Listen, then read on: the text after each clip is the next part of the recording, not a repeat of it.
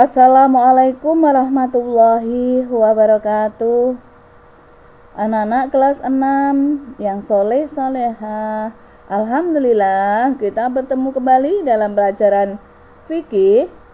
Kali ini materinya adalah luqathah. Anak-anak, bagaimana kabarnya hari ini? Alhamdulillah, semoga sehat-sehat selalu. Nah, sebelum pembelajaran kita mulai, marilah kita berdoa dengan baca basmalah bersama-sama. Bismillahirrahmanirrahim. Anak-anak, tujuan pembelajaran kita kali ini adalah siswa dapat memahami mengenai luqathah. Nah, pada pembelajaran yang lalu kita telah membahas bab ghasab ya. Sekarang luqathah. Nah, pengertian luqathah atau disebut juga dengan barang temuan ya. Barang temuan dalam bahasa Arab disebut al-luqathah. Sedangkan menurut bahasa atau etimologi artinya adalah asyai'ul multaqatu, yang berarti sesuatu yang ditemukan atau didapat.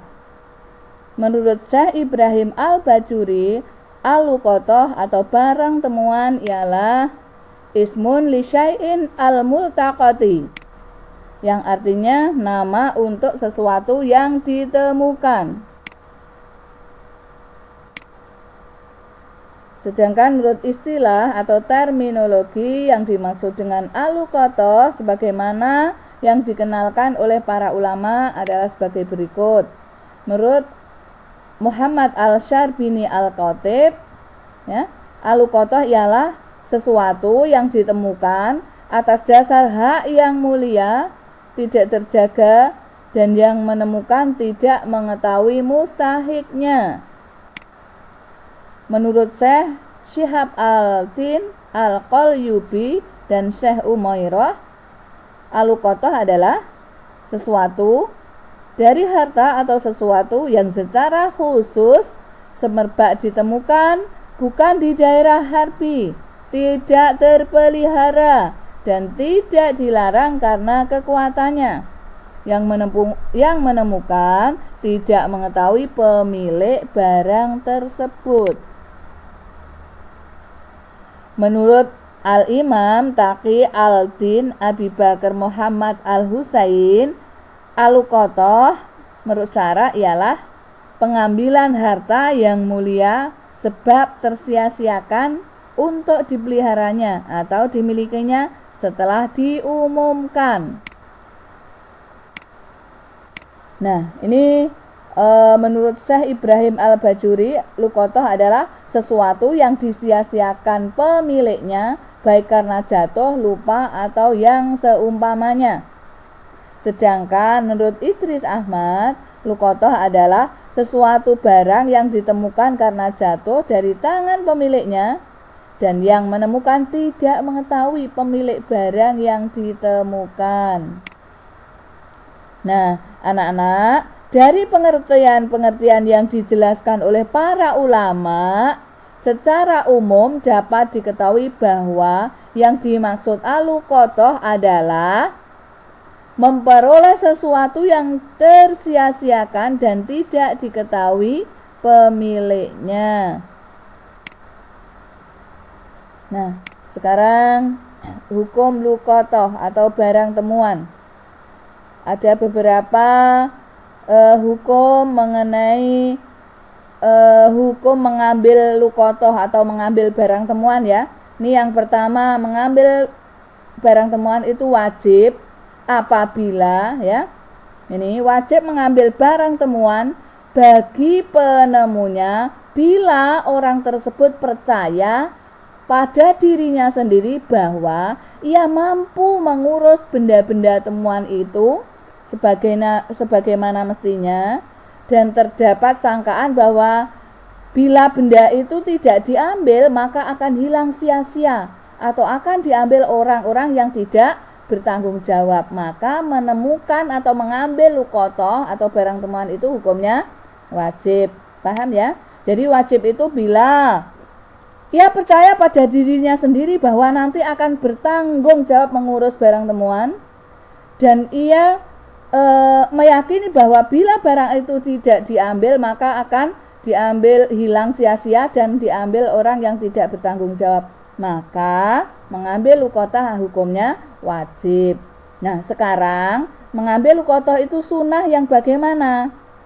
Mengambil benda-benda temuan bagi penemunya apabila penemu itu percaya pada dirinya bahwa ia mampu memelihara benda tersebut sebagaimana mestinya. Tapi bila tidak diambil pun barang-barang itu tidak dikhawatirkan hilang sia-sia atau tidak akan diambil orang yang tidak dipercaya, ya. Kalau wajib tadi kan percaya dirinya mampu bertanggung jawab dan percaya akan hilang bila tidak diambil, itu wajib. Nah, kalau sunnah ini ia percaya bahwa ia mampu mengurus dan bertanggung jawab, tapi andaikan tidak diambil barang itu tidak dikhawatirkan hilang, ya. Itu sunnah mengambilnya. Nah, sekarang makruh. Bagaimana mengambil luqatah itu hukumnya makruh, ya? Ini. Kemudian ini, bagi seseorang yang menemukan harta kemudian masih ragu-ragu. Ia ragu-ragu bahwa dia akan mampu memelihara atau tidak akan bisa. Dan bila tidak diambil, benda tersebut juga tidak dikhawatirkan akan hilang terbelangkai, ya, terbengkalai. Maka bagi orang tersebut makruh mengambilnya. Paham? Yang makruh ini anak-anak, bila ia ragu-ragu terhadap dirinya sendiri. Ini nanti saya gunakan, apa saya umumkan, atau saya cari penemunya atau tidak. Dia ragu-ragu terhadap dirinya sendiri. Dan barang itu tidak dikhawatirkan hilang, tidak akan terbengkalai bila tidak diambil. Maka mengambilnya hukumnya adalah makruh.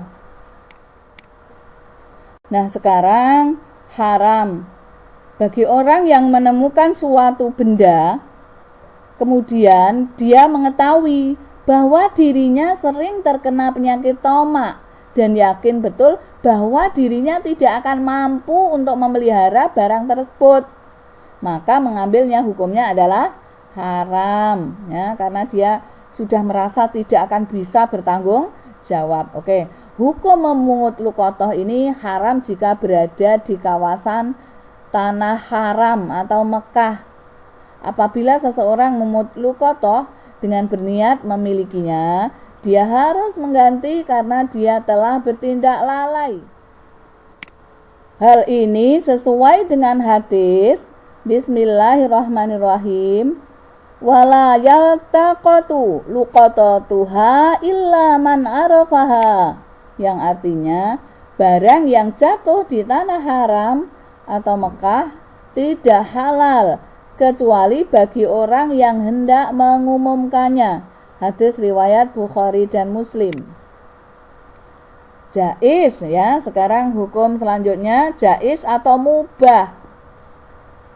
Ya, jaiz itu boleh iya, boleh tidak. Mubah itu boleh iya, boleh tidak. Jika luqatah ditemukan di bumi tak bertuan atau di jalan yang tidak dimiliki seseorang atau di selain tanah haram Mekah, di dalam kasus semacam ini seseorang diperkenankan memilih antara memungut luqatah untuk dijaga dan dimilikinya setelah luqatah diumumkan atau membiarkannya.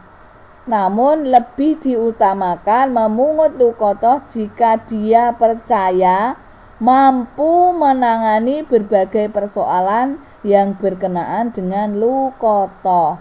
Ini mubah, ya. Nah, sekarang rukun luqatah atau barang temuan. Yang pertama adalah orang yang mengambil atau orang yang menemukan. Ketika ada orang yang mengambil barang tersebut, maka pada saat itu juga barang tersebut berstatus luqatah. Artinya apa? Artinya barang yang masih tercecer dan tidak ada yang mengambil itu bukan termasuk luqatah. Orang yang menemukan boleh orang yang sudah balik atau belum, muslim atau non-muslim, fasik atau bukan.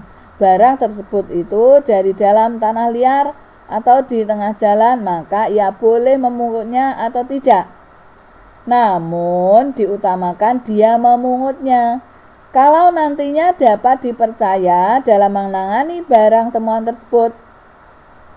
Dan kalau dia tidak memungut barang itu, berarti dia tidak menanggung kewajiban atas barang temuan. Jika yang mengambil adalah orang yang tidak adil atau tidak jujur, hakim berhak mencabut barang itu dan memberikannya kepada orang yang adil atau dipercaya.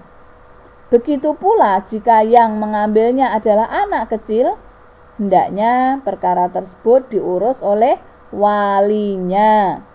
Nah, rukun yang kedua ya, rukun ini hanya ada dua, yaitu orang yang menemukan dan barang temuannya. Yang kedua adalah bukti barang temuan. Ya. Bukti barang temuan terdapat bermacam-macam yang dapat dikategorikan sebagai luqotoh yang dapat ditemukan oleh manusia. Macam-macam benda temuan. Benda yang tahan lama, yaitu benda yang dapat disimpan dalam waktu lama seperti apa? Emas, perak, dan jenis barang berharga lainnya. Barang semacam ini wajib diumumkan dengan menerangkan 6 macam perkara, yaitu apa? Wadah, tutup, tali, jenis barang, jumlah, dan berat barang. Serta dia harus menaruhnya di tempat penyimpanan yang layak.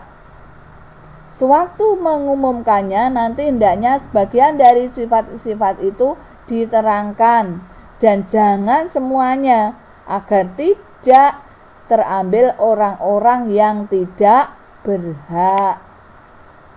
Nah, ini sebuah hadis yang artinya dari Zaid bin Khalid al-Juhani RA, dia berkata, Rasulullah SAW pernah ditanya tentang menemukan emas atau perak yang tercecer. Maka beliau menjawab, umumkanlah beserta wadah, talinya, kemudian umumkanlah selama setahun. Jika tidak ada yang mengambilnya, maka gunakanlah ia dan hendaklah dianggap sebagai barang titipan. Jika pada saat tertentu orang yang mencarinya datang, maka serahkanlah kepadanya. Hadis riwayat Bukhari dan Muslim ya. Jadi barang temuan yang tersebut itu mengumumkannya selama berapa? 1 tahun. Setelah 1 tahun diumumkan, maka boleh menggunakan, tapi ini dianggap barang titipan. Jika saat tertentu orang yang mempunyai barang datang, maka wajib menyerahkannya. Oke. Yang kedua, benda-benda yang tidak tahan lama dan tidak dapat diawetkan seperti makanan, jenis kurma basah yang tidak dapat dikeringkan, sayuran, makanan siap saji, buah-buahan dan sebagainya. Penemu diperkenankan memilih antara menggunakan barang itu asal dia sanggup mengganti bila bertemu dengan yang punya barang, atau ia jual dan uangnya hendaknya disimpan agar kelak dapat diberikan kepada pemiliknya bila bertemu. Yang ketiga, benda-benda yang tidak tahan lama kecuali melalui proses penanganan tertentu. Seperti apa? Susu, apabila dibuat keju. Yang mengambil hendaknya memperhatikan yang lebih berfaedah bagi pemiliknya, dijual ataukah dibuat keju. Yang keempat, benda-benda yang memerlukan perbelanjaan seperti binatang ternak. Luqotoh jenis ini terdiri dari 2 macam. Yang pertama, binatang yang kuat, berarti dapat menjaga dirinya sendiri terhadap binatang yang buas, misalnya unta, kerbau, atau kuda. Binatang seperti ini lebih baik dibiarkan saja dan jangan diambil. Ya. Ini sesuai dengan sabda Rasulullah SAW yang artinya, dari Zaid bin Khalid, ya, seseorang telah bertanya kepada Rasulullah SAW tentang keadaan unta yang tersesat. Rasulullah menjawab, biarkan sajalah, tak usah engkau pedulikan. Hadis riwayat Bukhari dan Muslim. Yang kedua, binatang yang lemah, tidak kuat menjaga dirinya terhadap bahaya binatang buas yang lain. Binatang seperti ini hendaknya diambil. Sesudah diambil diharuskan melakukan salah satu dari 3 cara. Yang pertama apa? Disembelih. Lalu dimakan dengan syarat sanggup membayar harganya bila bertemu pemiliknya. Yang kedua dijual dan uangnya disimpan agar dapat diberikan kepada pemiliknya. Yang ketiga dipelihara dan diberi makan dengan maksud menolong semata-mata. Mengenalkan barang temuan anak-anak ya. Sekarang mengenalkan luqotoh. Wajib bagi orang yang menemukan sesuatu dan mengambilnya untuk mengamati tanda-tanda yang membedakannya dengan benda lainnya, baik bentuknya, tempatnya, ikatannya. Demikian pula yang berhubungan dengan jenis dan ukuran, baik ditimbang, ditakar, ataupun diukur. Nah, penemu dan pengambil barang yang ditemukan berkewajiban memelihara benda-benda temuan sebagaimana memeliharanya bendanya sendiri. Nah, setelah 2 kewajiban tersebut, dia juga wajib mengumumkan kepada masyarakat dengan berbagai cara, baik dengan pengeras, radio, televisi, surat kabar, atau media sosial lainnya.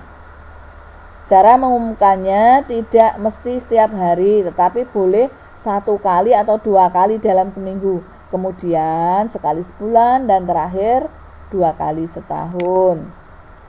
Nah, waktu-waktu untuk mengumumkan berbeda-beda. Karena apa? Karena berbeda pula benda yang ditemukannya.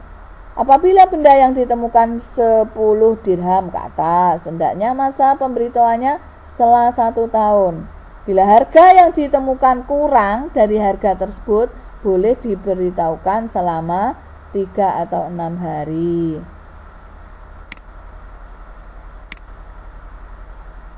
Nah, sebagaimana hadis yang diriwayatkan oleh Ahmad dan Tobroni bahwa Rasulullah SAW bersabda yang artinya, barang siapa yang memungut suatu barang tercecer yang sedikit, misalnya seutas tali 1 dirham atau yang seumpamanya, maka hendaknya diberitahukan selama 3 hari.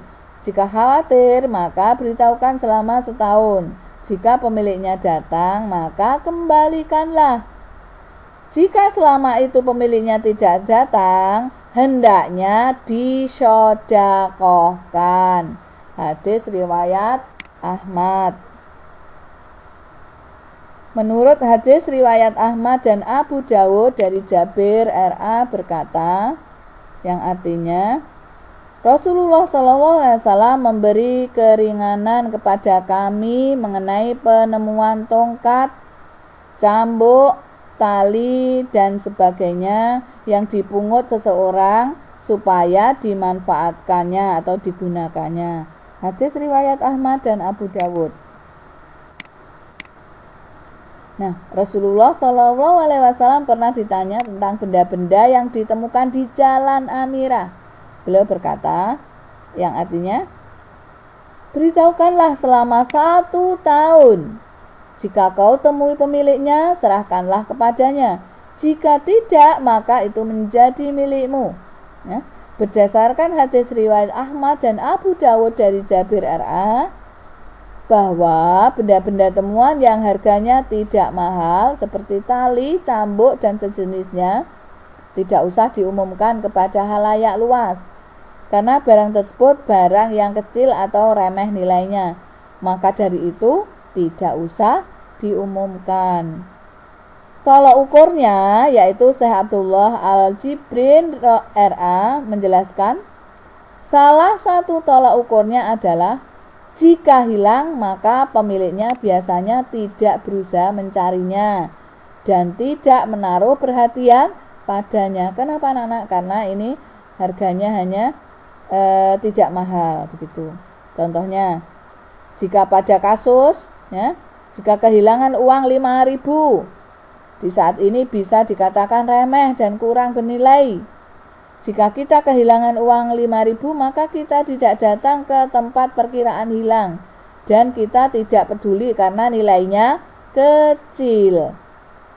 Mengenai barang temuan yang berbentuk makanan, tidak perlu diperkenalkan atau diumumkan selama 1 tahun. Cukup diumumkan selama diduga kuat adanya kemungkinan bahwa pemiliknya tidak lagi menuntutnya.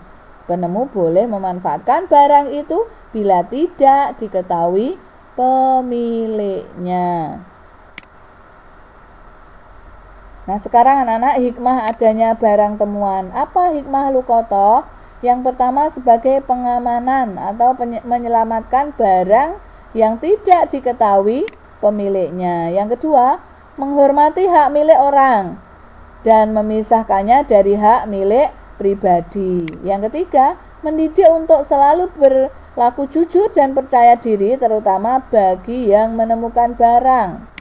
Hikmah yang keempat, menumbuhkan rasa solidaritas atau rasa kesetiakawanan dalam bermasyarakat.